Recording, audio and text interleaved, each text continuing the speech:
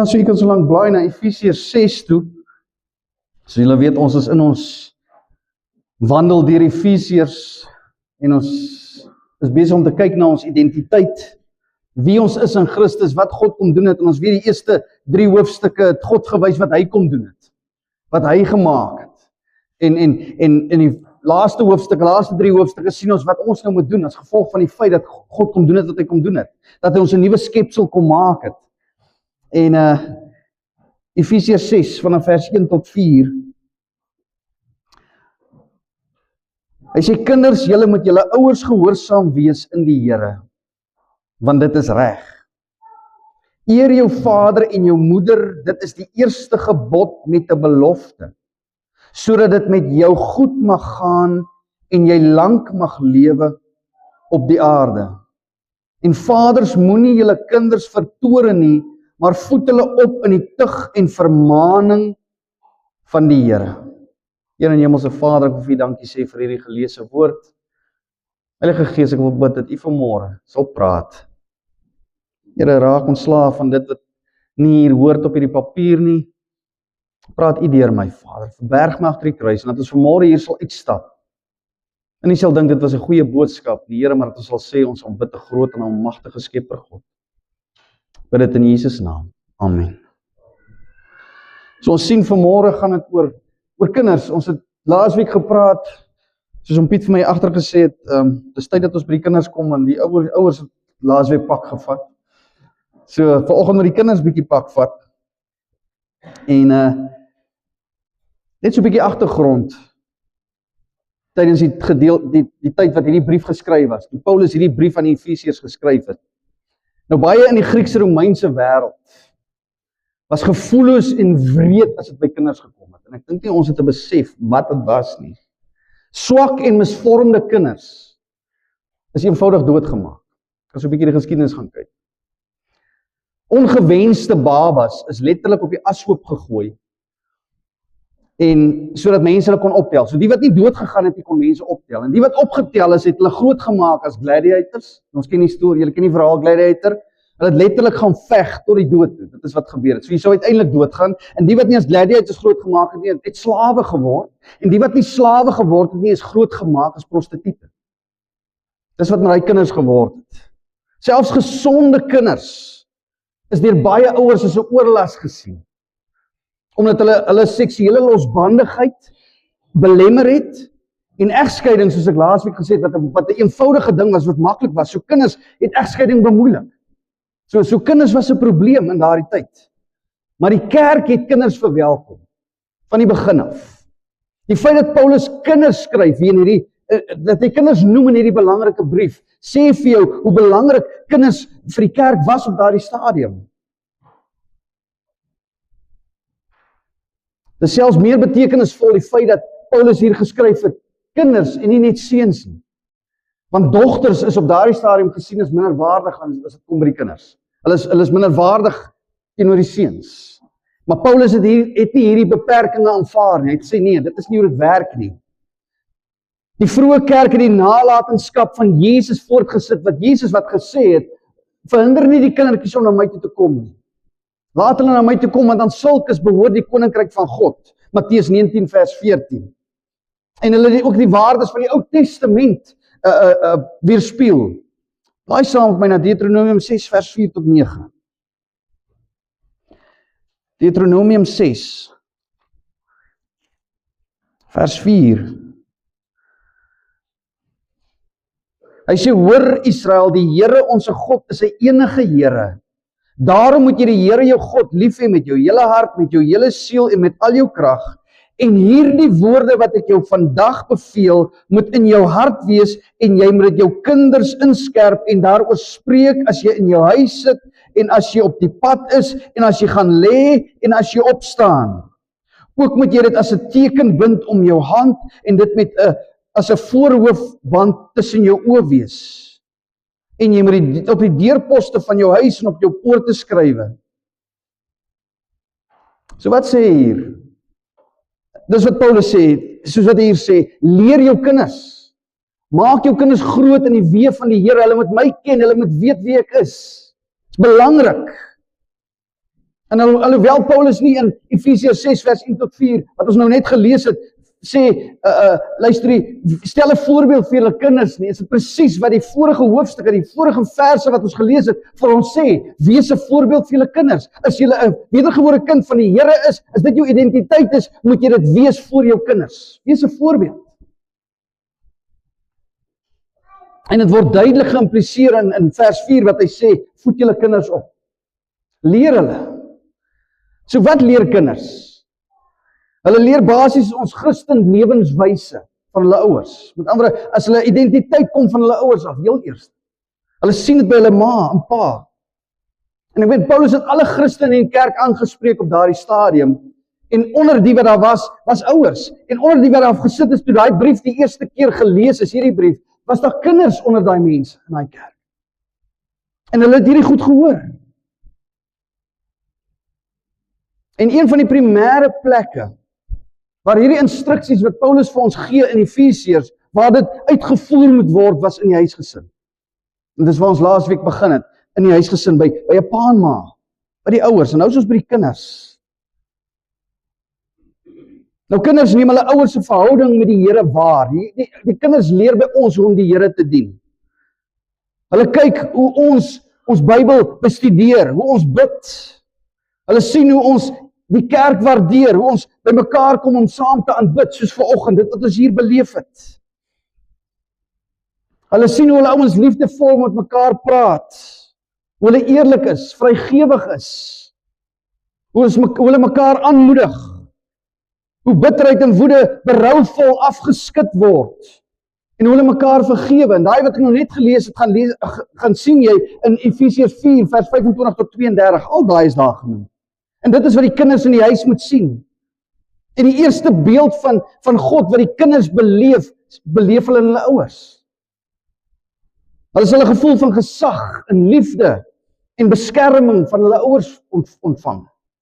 En wanneer jy nie daarin slaag om God ordentlik voor jou kinders voor te stel nie, moet hulle by jou leer hoe om berouvol na God te gaan en te sê, Here vergewe my, help my. Hulle moet dit by jou kan sien. Ons gaan nie in sak en as nie, die Heilige Gees help ons. So kinders is deur God gemaak om hom te verheerlik. En hierdie deel word gedeeltelik uitgeleef, daardie doel word gedeeltelik uitgeleef deur jou ouers te eer en gehoorsaam te wees as 'n kind. So wanneer ouers hulle kinders in die weë van die Here groot maak, moet die kinders hulle eer en hulle gehoorsaam, en dan sê die skrif in die Here. Gaan lees dit daar. Hy sê, wees gehoorsaam in die Here.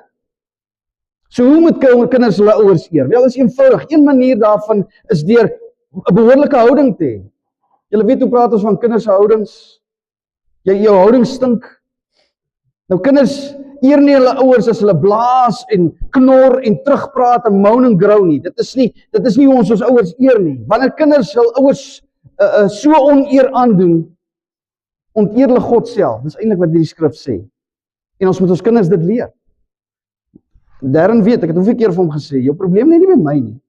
Jou probleem is nie tussen my en jou nie, jou probleem is tussen jou en God. As jy my oneer aandoen, is jou probleem met God, dis 'n hartsprobleem. Dit begin hier.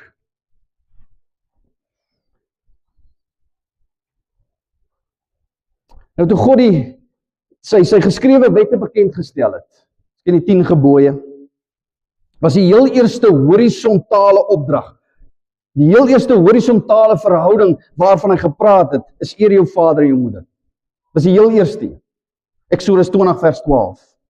Om jou ouers fisies of verbaal te mishandel, het die doodstraf gedra. Jy het dit geweet? Laai saam met my, Eksodus 21. Eksodus 21. Vers 15. Kyk wat sê hy daar. En hy wat sy vader of moeder slaan, moet sekerlik gedood word. Dis rof. Vers 17. En hy wat sy vader of moeder vloek, moet sekerlik gedood word. Dis rof. Dis hoe ernstig dit vir God was. 'n Kind wat nie sy ouers kan respekteer nie, sal waarskynlik as hy aan die buitekant kom ook nie ander mense kan respekteer nie, want ek weet nie hoe dit lyk nie, ek weet nie hoe dit werk nie. En dan ouers wat self nog ouers het, ouers het, ons moet hulle respekteer. En ons moet spesiale sorg aan hulle gee wanneer hulle ouer word. Ons lees dit in 1 Timoteus 5 vers 4. Ons lees dit.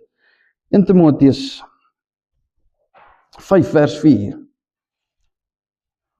Hoor wat sê hierso, maar as 'n weduwee kinders of kleinkinders het, laat hulle eers leer om teenoor hul eie huis eerbied te betoon en vergelding te doen aan hulle ouers, want dit is goed en aangenaam voor God. En ek voel self, as ek daaroor praat, dis soos my ma wat ons in die ouer huis gesit het. En ons kon nie anders nie. Maar in die ou dae was ouers nie sommer ouer huis te bestuur nie. Hulle het by die huis dood gegaan. Dit is waar dit was. Die kinders het gesorg, dit was so. En deesdae het dit so verander dat ons, dis moeilik en is goed dat my nou nog pla. Vandag nog my pla. So ons moet ons ouers eer. So dis die eergedeelte. Dis een van die maniere en jy kan daarbey gaan byvoeg. Here, hoe eer ek my ouers? En hoe moet ons hulle gehoorsaam? En dis baie eenvoudig. Jy luister wat hulle sê en jy doen wat hulle vir jou sê. Dis so eenvoudig soos dit. Kolossense 3 vers 20 sê, kinders, wees in alles gehoorsaam aan julle ouers, want dit is die Here welgevallig. So as kinders die Here wil behaag, moet hulle gehoorsaam wees aan hulle ouers. So eenvoudig soos dit. Kinders sal dit egter moeilik vind om altyd gehoorsaam te wees. Ek vat myself as 'n voorbeeld. Dit is nie altyd maklik nie. En wanneer hulle faal om gehoorsaam en respekvol teenoor hulle ouers op te tree, moet ons hulle herinner dat Jesus gesterf het vir sondaars. Maak hulle ongehoorsaamheid 'n geleentheid om die evangelie te verkondig. Waaroor dit gaan. Dis die punt. Die Here openbaar vir jou 'n geskenk. As jou kind ongehoorsaam is, dis nie my kind nie, ek openbaar vir jou kind se hart. Praat met jou kind se hart, deel met jou kind. Kinders hoef nie geleer te word hoe om ongehoorsaam te wees nie. Ek het dit al hier gesê. Kind leer nie by my hoe om 'n ander kind te byt nie. Hy het nie gesien hoe ek sy ma gebyt het nie. Hy sien nie hoe ek sy ma se speelgoed afvat nie. Dis in hom in. Dis in hom ingebou. As gevolg van die sondeval. So ek hoef hom nie te leer om kwaad te doen nie, maar ek moet hom die evangelie van Christus Jesus leer. Dit is ons verantwoordelikheid. Herinner hulle dat die Gees van God hulle in staat stel om gehoorsaam te wees en hulle ouers te eer. Dis die Heilige Gees wat hulle daarin help. En dan waarom moet die kinders gehoorsaam wees, hulle ouers eer? Hoekom? Paulus gee 'n paar redes. Hy gee 2 redes hierso. Eerstens sê hy omdat dit die regte ding is om te doen. Vers 1. Dis die regte ding om te doen. Gehoorsaamheid was nie beperk tot Christen huisgesinne nie. Selfs die Grieks-Romeinse samelewing het geglo daaraan dat kinders met hulle ouers eer. Jy sien, respek was daar. Of jy nou 'n kind van die Here is of nie, dit word van die samelewing verwag. En dan gee hy Paulus 'n tweede rede met 'n motiverende belofte. Met ander woorde, as jy dit doen, sal dit gebeur. God beloof beide seën, sodat dit met jou goed mag gaan. En dan veilige bewaring, sodat jy 'n lang lewe in die land mag hê. Kyk die belofte. Paulus kombineer Eksodus 20 vers 12 en Deuteronomium 5 vers 16, toe hy nou hiervan praat. So dis 2 skrifgedeeltes wat hy bymekaar gebring het. Die oorspronklike belofte was aan Israel, wat aan Israel beloof het, as julle die volgende doen, sal julle land bly in die land wat ek vir julle gee. En die feit dat Paulus dit hier gebruik, sê vir jou dat daai belofte aan die kinders van die Here nou staan vir ons. Daai selfde belofte. En gelowiges is geseënd, maak nie saak in watter land jy jouself bevind nie. Of jy nou in Sannieshof bly, of jy in die Kaap bly, of jy, maak nie saak waar jy bly nie, as jy 'n kind is van die Here, is jy geseënd daar. Jy's 'n geseënde. En hoewel ons daar nie verleng kan word, bo God se doel en besluit nie. Maar die skrif sê, jou dae is getel nog voordat een van hulle daar was. Psalms. En gehoorsame kinders leef nie altyd lank nie. Hier is net 'n beginsel. Bring ongehoorsaamheid aan ouers dikwels die oordeele van God oor kinders, sodat hulle sterf op 'n manier wat eintlik onnatuurlik is. Ons ken almal vir Dawid en Absalom. Julle ken die verhaal. Julle kan dit gaan lees in 2 Samuel 18. Julle kan hy gedeelte daar lees. Dis 'n hele stuk, maar hy wou sy uit die hart van Israel gesteel. Hy wou sy pa se plek inneem en in hierdie proses ry op die donkie en sy hare hak aan 'n boom vas en daar hang hy. Die donkie loop onder hom uit en daar hang hy aan sy hare. En hulle steek hom met spiese dood op daai dag. Onnatuurlik, ek meen dis skrikwekkend, omdat hy nie sy pa geëer het nie. En dan ken ons vir Hofni en Fineas. Julle kan dit gaan lees. 1 Samuel 2-4. Gaan lees die hele ding, hoe hulle pa nie geluister het vir 'n pa nie, en hoe hulle gesterf het op die einde van die dag.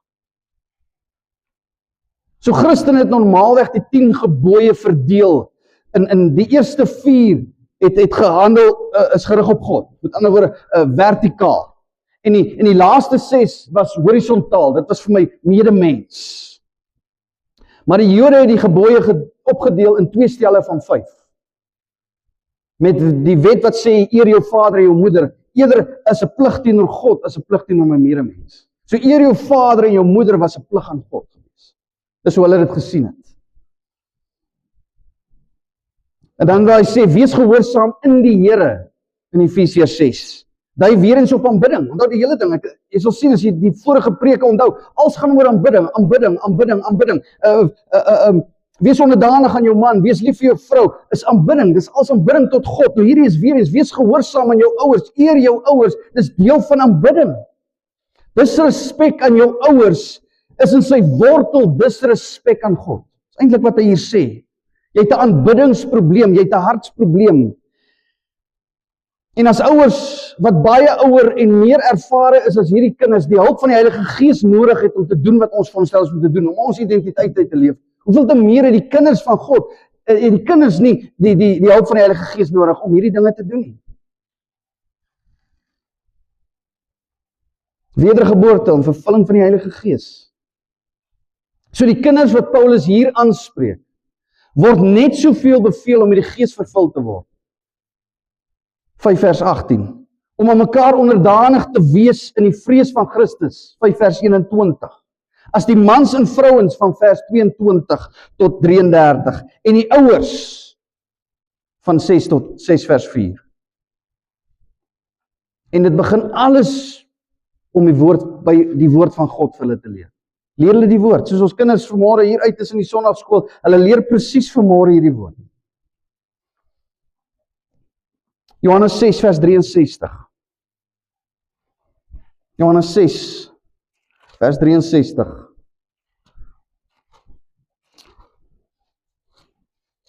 Is gepraat van, hy sê, word gevul met die Heilige Gees, en ek het gesê, om gevul te word met die Gees van God is, om gevul te word met die woord van God. Johannes 6 vers 63, hoor wat sê hier?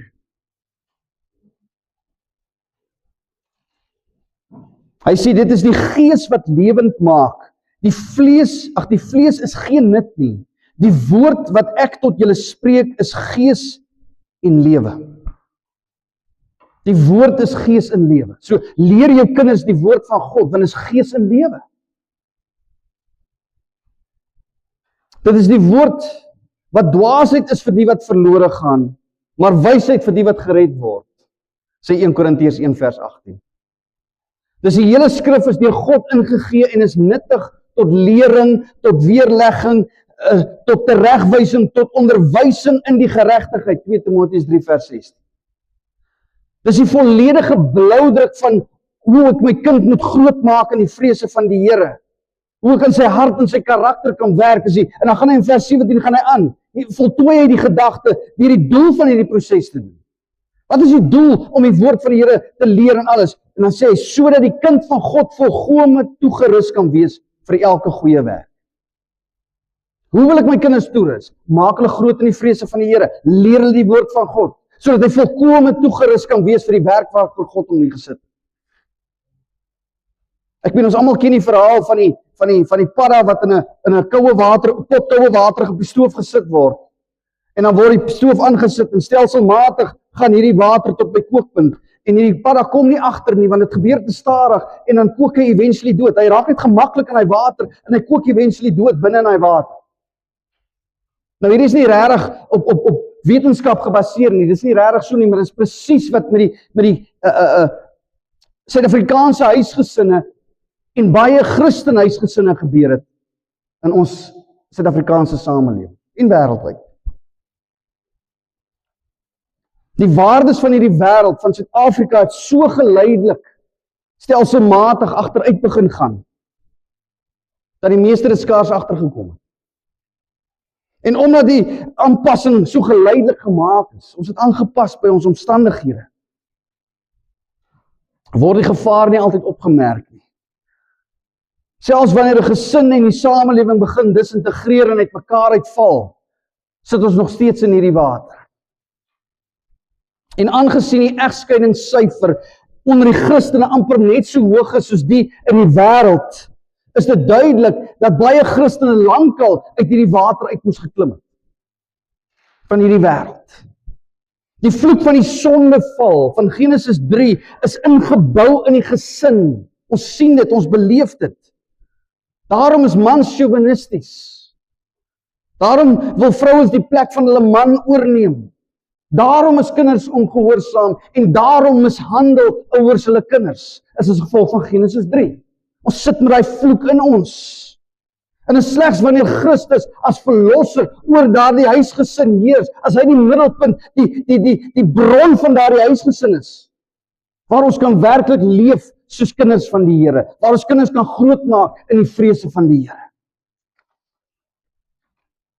Dis hoogtyd dat ons as kerk hierdie bose stelsel wat ons so vernietig en uit mekaar uithaal, dat ons van dit ontslae raak. En ons gesinne op God se standaarde van getrouheid en morele reinheid begin bou. En dit begin in sy woord. Hy leer ons hoe. As ouers moet ons van ons kinders disippels maak. En hoe doen ons dit? Deur self 'n disipel van Christus te wees. Hulle moet dit by jou kan sien. Let op hoe beide ouers dwars deur hierdie verse geïdentifiseer word. Ek praat met albei ouers. Hy sê, wees gehoorsaam aan julle ouers, 6 vers 1. Eer jou vader en jou moeder, 6 vers 2. En dan kom hy in vers 3 en in vers 4 en hy sê vaders. Nou spreek hy vaders aan. Maar die woord vaders, wat patir is in Grieks, is dieselfde woord wat in Hebreërs 11 vers 23 gebruik word om van beide ouers te praat. Julle kan dit gaan lees daar. Kom ons lees dit, Hebreërs 11:23. Hebreërs 11:23. Maar wat sê hy so? Hy sê die geloof is Moses na sy geboorte deur sy ouers 3 maande lank weggesteek, omdat hulle gesien het dat die seentjie mooi was en hulle het nie gebod van die koning gevrees nie. Hier praat hy van sy ouers. So daai woord ouers is eintlik hierdie woord patir, wat vader kan beteken. So dit beteken vader en dit kan ouers ook beteken. So op hierdie stadium het Paulus dalk met albei ouers gepraat en hy kon, as ons na die skrif gaan kyk, na die uitleg van die woord, maar ek dink op hierdie stadium het hy meer met vaders begin praat op hierdie stadium. As gevolg van die absolute beheer en die genadeloosheid wat vaders in daardie tyd gehad het. Ek meen, hulle het selfs die bose vermoë gehad om kinders te verkoop of dood te maak sonder vervolging in daardie tyd. En dan gee hy 2 uitdagings. Hoe ons kinders moet grootmaak. Hoor wat sê hy, moenie julle kinders vertore nie. En dan nommer 2 is voed hulle op in die vrese van die Here. Nommer 1, moenie hulle nie tot woede uitlok nie. En ek meen, hoewel 'n ma ook 'n kind tot woede kan uitlok, het 'n pa in daai tyd 'n goeie manier gehad, 'n maklike manier gehad om dit te doen. Hy het 'n neiging gehad. So wat hy sê is, paas, wees regverdig, wees liefdevol, wees konsekwent wanneer dit kom by die grootmaak van julle kinders. Wees streng maar regverdig. Nou sien daar's 'n verskil. Ek sê altyd, ek werk enige tyd vir 'n streng baas wat regverdig is. Want dan weet almal waar hulle staan, jy weet wat jy moet doen. Ek hoef nie jou werk te doen nie, want jy weet, die baas is daar en hy's streng. En selfs in 'n huis waar 'n pa streng en regverdig is, almal word oor dieselfde kam geskeer. Die een word nie voorgetrek nie. So wanneer hy praat hier van woede, moet hulle nie kwaad maak nie, moet hulle nie tot woede uitlok nie. Praat nie van woede, sondige woede nie. Hy praat van as jy goed doen wat jou kind uitlok tot dit. En wat noem hy? Kom ek noem 'n paar. Jy vergelyk die een kind met 'n ander een. Alhoewel jy vir jou siel weet, elke kind is anders. Vir my te pak slaan nie gewerk nie. Ek my pa het rottangs gehad en hy het so 'n vis gehad, so plat plank, ek daarin het gebrand. Sedert as 'n rottang. Maar dit het nie vir my gewerk nie. As my pa met my gepraat het, En hy het gesê, weet wat, jy stel my te leer. Daai was met die ergste. En dan my broer weer, my jonger broer, kyk, ek slaat vir hom gewerk. Hy was so bang vir. Elke kind is anders. Jy hanteer elke kind anders. Jy kan nie elke kind oor dieselfde kam skeer nie. Jy kan nie. Jy straf die een oor iets waarvoor jy die ander een oorsien. Dis 'n ander ding. Jy versuim om goedkeuring uit te spreek. Om vir jou kind te sê, weet wat, jy doen goed. Dis mooi, regtig. Jy versuim om jou liefde teenoor jou kind uit te spreek. Ek het jou lief. Ek het jou baie lief. Jy plaas onnodige druk op jou kind, omdat jy wil hê jou kind moet goed bereik wat jy nie op skool kon bereik het. So ek leef deur my kind, my eie goedjies. Jy sit druk op jou kind, onnodig. Jy onttrek jou liefde wanneer jou kind fouteer, of jou teleurstel, of as die skool jou bel en sê, jong, jou kind het nou weer dit gedoen. Dan onttrek jy jou liefde. Of jy is oorbeskermend, dis ook 'n ander ding. So wat is die gevolg van al hierdie goed? En ek weet, jy kan byvoeg daar. En ons almal was kinders. Wat is die gevolg van hierdie goed as ons dit doen? Dis mismoedigheid. Laai saam my, Kolossense 3 vers 21. Kolossense 3 vers 21. Maar wat sê hy so? Vaders, moenie julle kinders terg nie, sodat hulle nie moedeloos word nie. Nou daardie woord moedeloos beteken, as jy in die Grieks is geesteloos, dit beteken mismoedig, dit beteken verskrik. So moenie jou kind verskrik nie, moenie hom nie mismoedig maak nie, moenie hom nie geesteloos maak nie. Want wat verloor hulle? Verloor die hoop om hulle ouers tevrede te stel. Gaan ek my ouers tevrede kan stel?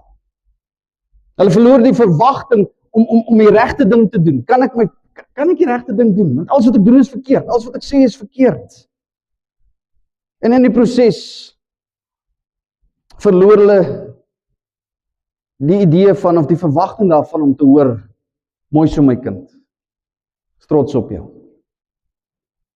As kinders van God moet ons kinders aanmoedig, ons moet hulle bemoedig, ons moet hulle nie ontmoedig.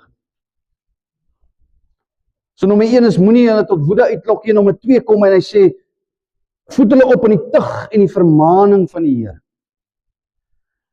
Die frase voed hulle op is dieselfde werkwoord wat ons in Efesiërs 5 vers 29 gesien het, en dit beteken om tot volwassenheid groot te maak, om op te voed, om te koester.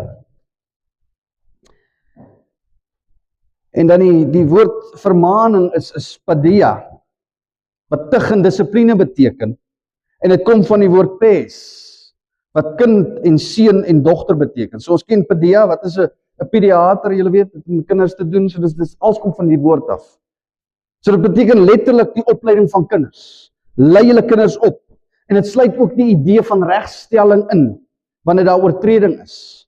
En kom ons lees gou Spreuke 13:24. So vinnig. Spreuke 13:24. Hy sê so, wie sy roede terughou, haat sy seun, maar hy wat hom liefhet, besoek hom met tugtiging. Dis rof. Hebreërs 12 vers 5 tot 11.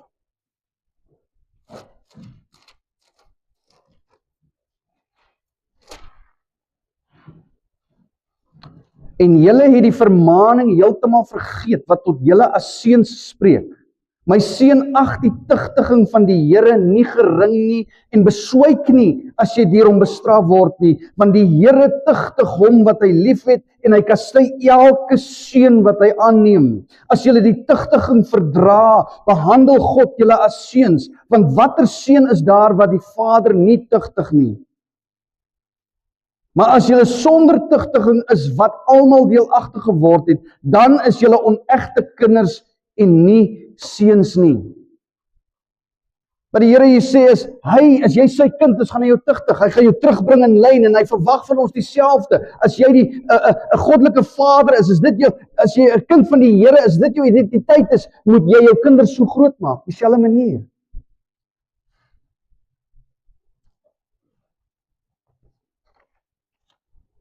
En dan onthou ons wat Paulus geskryf het in Efesiërs 4 vers 26 tot 31, wat hy praat van woede, hoe ons woede moet hanteer. So as ons weet dat ons nie, dat woede oor ons heers nie, dan moet ons weet dat hierdie soort opleiding, hierdie soort tugtiging, moet in die deur die hulp van die Heilige Gees geskied. Dis nie wanneer ek kwaad is en uit woede uit moet ek nou, nee, onder leiding van die Heilige Gees moet jy jou kinders pak gee. Jy al daaraan gedink? Is goed vir jou, my kind. Kom sit nou hier. En ek sê weer, my kinders weet, as ek hulle pak gegee het, dan het ek hulle verduidelik, hoekom kry jy nou pak? Hier is die rede. Ek wil jou nie pak gee nie. Maar dit is hoe dit voel. Jy moet voel. As jy nie wil hoor nie. So al hierdie goed moet onder beheer van die Heilige Gees gebeur. So ons dissipline in ons opleiding wat ons kinders gee met die Here eer. Dis waaroor dit gaan. Vroeger het Paulus gesê dat die waarheid in Jesus is. Alle waarheid is in Jesus. Efesiërs 4:21. So wat hy hier vir die Efesiërs sê is, maak jou kinders in die weë van die Here groot, leer hulle Jesus. Geef hulle Jesus. Tydig en ontydig, sonder ophou. Soos ek net nog gelees het, wanneer jy ry, wanneer jy op pad is, wanneer jy eet, wanneer jy gaan slaap, maak nie saak, daar's altyd 'n geleentheid om jou kinders te leer van die Here. Geef hulle Jesus.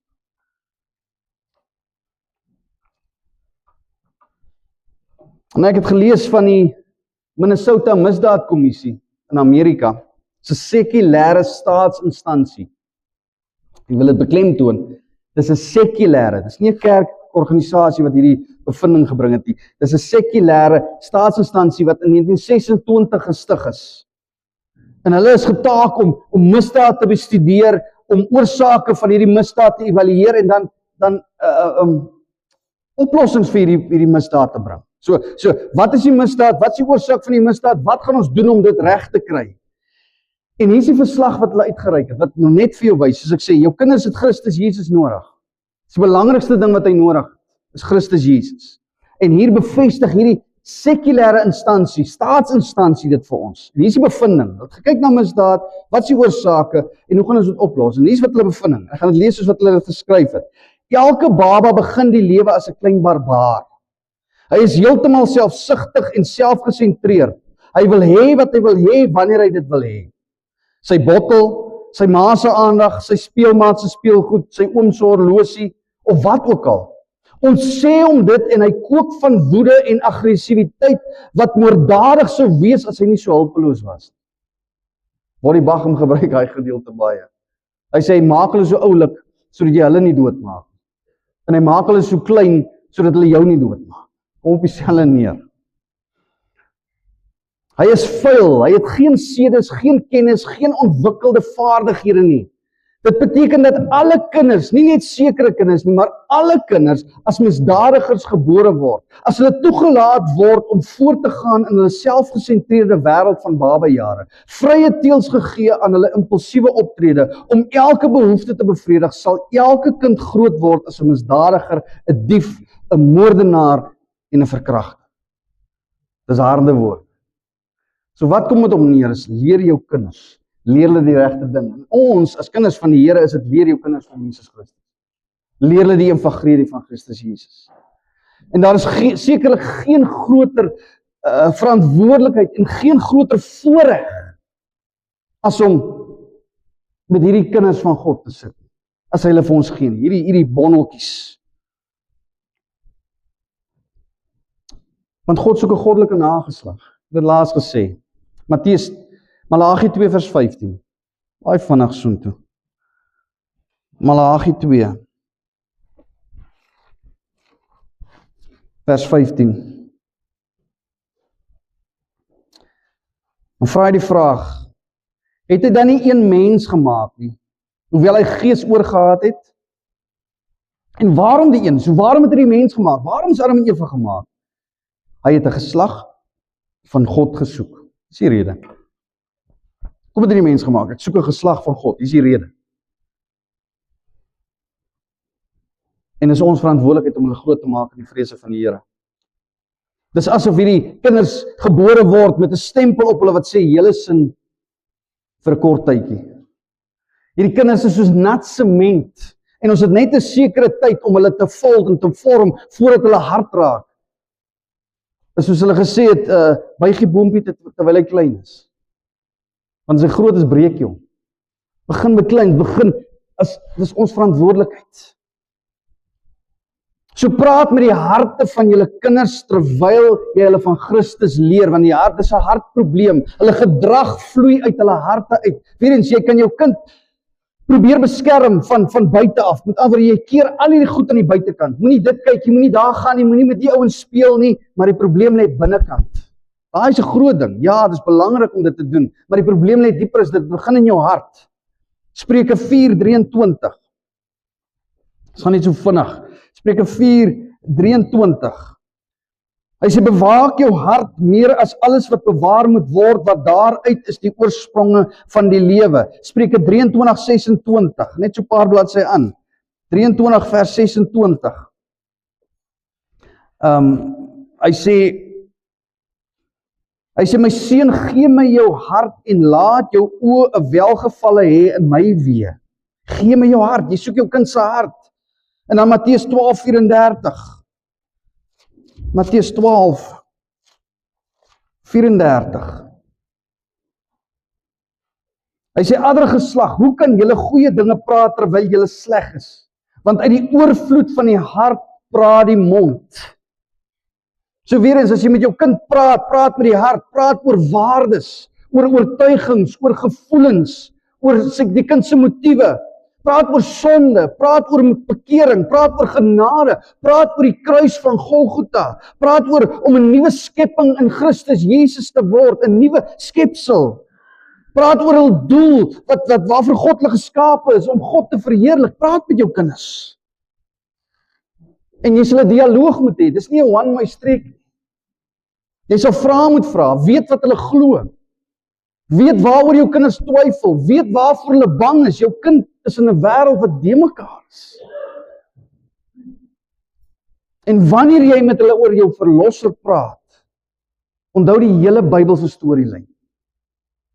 Ons is geneig om net gedeeltes uit te haal. Bybelse verhale te lees. Daniël en leeukuil. Dawid en Goliat. Ons skep hierdie prentjies, maar hier is 'n hele verhaal. Dis een storie en ek sê weer, die evangelie van Christus Jesus begin nie in Matteus nie, dit begin in Genesis 1. Dis een verhaal. Wys hulle die ware held van die Bybel. Wie is die ware held? Is dit Dawid? Is dit nee, Jesus. Sally Lloyd Jones het 'n boek geskryf, The Jesus Story Book Bible.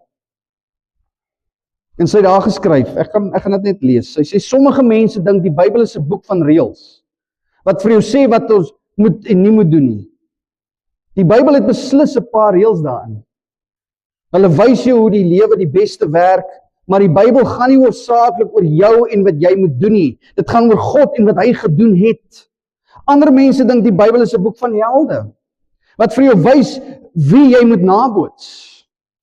Die Bybel het wel 'n paar helde daarin, maar soos jy binnekort sal uitvind, is die meeste van die mense in die Bybel glad nie helde nie. Hulle maak 'n paar groot foute, soms doelbewus. Hulle word bang en hardloop weg. Soms is hulle ronduit gemeen. Nee, die Bybel is nie 'n boek van reëls of 'n boek van helde nie. Die Bybel is meestal 'n storie. Dis 'n avontuurverhaal oor 'n jong held wat uit 'n verre land kom om sy verlore skat terug te wen. Dis 'n liefdesverhaal oor 'n dapper prins wat sy paleis, sy troon, alles verlaat om die een wat hy liefhet te kom red. Dis soos die wonderlikste sprokie wat in die werklike lewe waar geword het. Jy sien, die beste ding omtrent hierdie storie is, dis waar. Daar is baie stories in die Bybel, maar al die stories vertel een groot storie. Die storie van hoe God sy kinders liefhet en gekom het om hulle te red. So Paulus sê baie meer vir ons vanmôre as wees beter ouers met gehoorsame kinders. Hy sê ons moet ouers wees wat kinders grootmaak, wat hom eer en hom aanbid. Die huisgesin is 'n voorbeeld van hoe die kerk onder Christus lewe. Dis hoe dit werk. Jy sal sien is heeltyd soos in Christus, soos vir Christus, soos in Christus, onder Christus. Dis ons plig. So ons het hierdie verantwoordelikheid in ons huisgesinne as man en vrou om ons kinders groot te maak in die vrese van die Here. Dis die verantwoordelikheid, dis by ons wat hulle dit moet leer, en dis by ons wat hulle die moeilike vrae moet voor. Ons sit met vrae en ons verstaan nie hierdie goed nie, en wanneer jy in die wêreld daar buitekant kom, gaan die wêreld jou kinders daai vrae vra. Wees verseker. En is dan wat kinders in die wêreld val, want skielik maak die Bybel van God nie meer sin. Want ons het nie hierdie vrae geantwoord nie. Ons het nie met hierdie diepte gaan sit, die diepte van God se woord, van wie hy is en wat hy doen. Wie ons is, wat ons van ons stel is doen. Begin by ons en begin in ons huis. So ons verantwoordelikheid, is dit ons identiteit? As jy vanmôre sê, ek is 'n wedergebore kind van die Here, het jy verantwoordelikheid om jou kinders te groot te maak in die vrese van die Here. As jy vanmôre 'n kind is vanmôre hier, is jou verantwoordelikheid om jou vader en moeder te eer. Uit vrees vir die Here. Die verantwoordelikheid. En ons moet bid vir ons kinders se siele. Bid vir ons kinders se siele. En ek het dit al gesê en ek gaan dit weer sê. Ek sit met 2 seuns wat my nie grief gee nie. Ek het my ma baie grief gegee.